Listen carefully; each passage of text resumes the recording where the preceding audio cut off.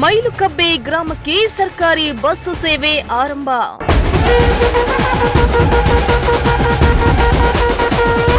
ಗ್ರಾಮಕ್ಕೆ ಬಂದ ಬಸ್ಸಿಗೆ ಹೂವಿನ ಹಾರ ಹಾಕಿ ಪೂಜೆ.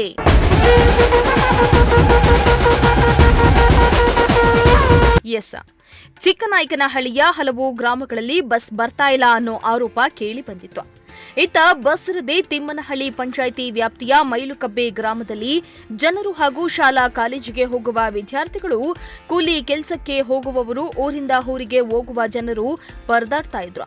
ಹೀಗಾಗಿ ಅಧಿಕಾರಿಗಳಿಗೆ, ಜನಪ್ರತಿನಿಧಿಗಳಿಗೆ ಮನವಿಯನ್ನ ಕೂಡ ಮಾಡಿದ್ರು. ಇದೀಗ ಮೈಲುಕಬ್ಬೆ ಗ್ರಾಮದ ಬಹುಕಾಲದ ಬೇಡಿಕೆ ಈಡೇರಿದ್ದು, ಮೈಲುಕಬ್ಬೆ ಗ್ರಾಮಕ್ಕೆ ಬಸ್ ಬಂದಿದ್ದು ಗ್ರಾಮಸ್ಥರು ಸಂತಸವನ್ನ ವ್ಯಕ್ತಪಡಿಸಿದ್ರು.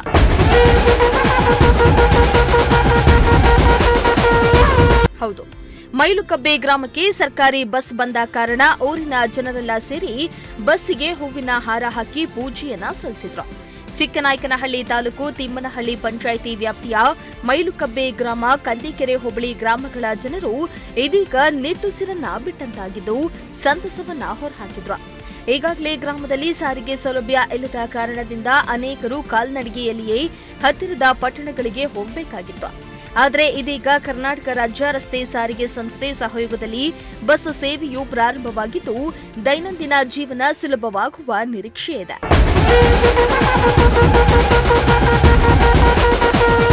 ಇನ್ನು ಇದೇ ವೇಳೆ ಮಾತನಾಡಿದ ಗ್ರಾಮಸ್ಥರು, ಇದು ನಮ್ಮ ಗ್ರಾಮವಾಸಿಗಳ ಗೆಲುವಿನ ಮೊದಲ ಹೆಜ್ಜೆ. ವಿದ್ಯಾರ್ಥಿಗಳು ಹತ್ತಿರದ ಕಾಲೇಜುಗಳಿಗೆ ಈಗ ಆರಾಮಾಗಿ ಹೋಗಬಹುದಾಗಿದೆ ಎಂದಿದ್ದಾರೆ. ನಾನು ಚಿಕ್ಕನಾಯಕನಹಳ್ಳಿ ತಾಲೂಕು ಬೋವಿ ಸಂಘದ ಅಧ್ಯಕ್ಷ ಹನುಮಂತಯ್ಯ ಅಂತ. ನಾವು ಇದೇ ಗ್ರಾಮದ ಮೈಲುಕಬ್ಬೆ ಬೋವಿ ಕಾಲೋನಿ ನಮ್ಮೂರು. ನಾವು ಇತಿಹಾಸದಲ್ಲಿ ಸುಮಾರು ನನಗೀಗ 44 ವರ್ಷ. ಅದರಿಂದನೂ ನಮ್ಮ ತಂದೆ ತಾಯಿ ಎಲ್ಲ ಇಲ್ಲಿಂದ ಕಾಲ್ನಡಿಗೆಲ್ಲೇ, ರಸ್ತೆಯಲ್ಲೇ ಮಕ್ಕಳು ಮರಿ ಪ್ರತಿಯೊಬ್ಬರು ಹುಷಾರಿಲ್ಲದೆ ಎಷ್ಟೋ ಜನ ಇಲ್ಲಿಂದ ಹೋಗ್ಬೇಕಾದ್ರೆ ಅರ್ಧ ದಾರಲ್ಲೇ ಹಾಸ್ಪಿಟ್ಲಿಗೆ ಹೋಗ್ದಲ್ಲೇ ತೀರ್ಕೊಂಡು ಎಷ್ಟೋ ಬಡ ಮಕ್ಕಳು ಇವತ್ತು ಶಾಲೆನೂ ಬಿಟ್ಟಿದ್ದಾರೆ. ಎಷ್ಟೋ ಮಕ್ಕಳು ಕಾರಣಾಂತರ ಹೆಣ್ಮಕ್ಳನ್ನ ನಮ್ಮ ಮೈಲುಕಬ್ಬೆ ಊರು ಮತ್ತು ತೋಟದ ಮನೆಯಿಂದ ಕಾರಣಾಂತರದಿಂದ ಹೆಣ್ಮಕ್ಳನ್ನ ಶಾಲೆಗೆ ಕಳಿಸ್ತಾ ಇಲ್ಲ. ಇವತ್ತಿನ ಸರ್ಕಾರ ಹಾಗೂ ಸನ್ಮಾನ ಶಾಸಕರಾದ ಸುರೇಶ್ ಬಾಬು ಅವರು ಮತ್ತು ಸಿದ್ದರಾಮಯ್ಯ ಸರ್ಕಾರ ಈ ನಮ್ಮ ಬೋವಿ ಕಾಲೋನಿ ಮತ್ತು ಮೈಲುಕಬ್ಬೆ ಮತ್ತು ಸಬ್ಗಾಬೋವೆಟ್ಟಿ, ಗೊಲ್ರಟ್ಟಿ ಈ 4-5 ಗ್ರಾಮಗಳಿಗೆ ಇವತ್ತಿನ ಬಸ್ಸಿನ ವ್ಯವಸ್ಥೆ ಮಾಡಿದೆ. ಇಡೀ ಊರು ಜನ ತುಂಬ ಸಂತಸದಲ್ಲಿದ್ದಾರೆ. ಇವತ್ತು ನಮಗೆ ಒಂದು ಹಬ್ಬದ ವಾತಾವರಣ. ಹಿಂದೆಂದು ಯಾವತ್ತೂ ನಾವು ಈ KSRTC ಬಸ್ ನಮ್ಮ ರೋಡಲ್ಲಿ ನೋಡೇ ಇಲ್ಲ. ಆದ್ದರಿಂದ ಪ್ರತಿ ಗ್ರಾಮದ ಪ್ರತಿ ಜನನೂ ಖುಷಿ ಪಡ್ತಾಯಿದ್ದಾರೆ. ಇದೇ ರೀತಿ ನಮಗೆ ಯಾವುದೇ ಮುಂದೆ ತೊಂದರೆ ಆಗದಂಗೆ ಬಸ್ಸಿನ ವ್ಯವಸ್ಥೆ ಮಾಡಿಕೊಟ್ಟು ಇಲ್ಲಿ ಜನಗಳಿಗೂ ಮತ್ತು ಮೇನು ಶಾಲಾ ವಿದ್ಯಾರ್ಥಿಗಳು ತುಂಬ ಜನ ಆಬ್ಸೆಂಟ್ ಆಗ್ತಾವ್ರೆ. ಮಕ್ಕಳು ಓದ್ತಾ ಇಲ್ಲ. ಕಾರಣ ಅದನ್ನು 4 ಕಿಲೋಮೀಟ್ರು ನಡ್ಕೊಂಡು ಹೋಗ್ತಾ ಇಲ್ಲ. ಮಳೆ ಅವತ್ತು ಆಬ್ಸೆಂಟು ಮತ್ತು ತೋಟದ ಮನೆಯಿಂದ ಬರ್ತಾ ಇಲ್ಲ. ತಿರುಗಿ ಬೇರೆ ಕಾರಣ ಹೆಣ್ಮಕ್ಳು ಹೋಗ್ತಾ ಇಲ್ಲ. ಈಗ ಸರ್ಕಾರ ಬಸ್ಸು ಫ್ರೀ ಬಿಟ್ಟಿದೆ.